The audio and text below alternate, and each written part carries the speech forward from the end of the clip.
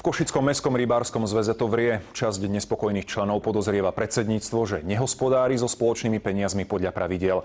Preto vedenie odvolali a zobrali budovu zväzu. Odvolaní členovia sa obrátili na súd.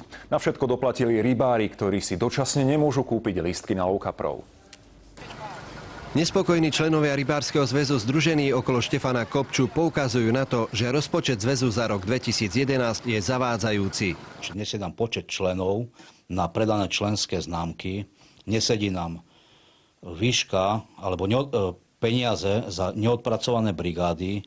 Vo zväze je takmer 4300 dospelých členov a podľa ich stanov sa na brigádach musí zúčastňovať každý. Za neúčasť udeľujú pokutu 20 eur. V minulom roku prišlo na brigády iba 700 rybárov. Z výkazov však vyplýva, že na sankciách vybrali 20 000 eur a na brigádach tak ako by nebolo 1000, ale až 3300 rybárov, ktorí ale neboli pokutovaní. Chyba podľa môjho úsudku na brigádach do 60 000 eur. To obvinenia sa absolútne nezakladajú na pravde. Máme invalidov, máme dôchodcov, máme ľudí oslobodených od brigád.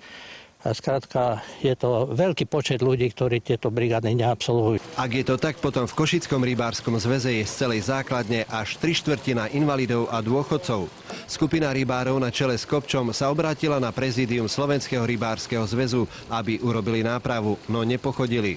Keď sa nevieme domôcť svojich práv cez vedenie Slovenského rybárskeho zväzu v Žiline, musíme to bohužiaľ robiť súdnou cestou. Dobrou správou pre radových členov Rybárskeho zväzu v Košiciach je, že obe strany sa dohodli. Povolenia na lov kaprovitých rýb začnú predávať 7. mája. Leopold Henzeli, Slovenská televízia.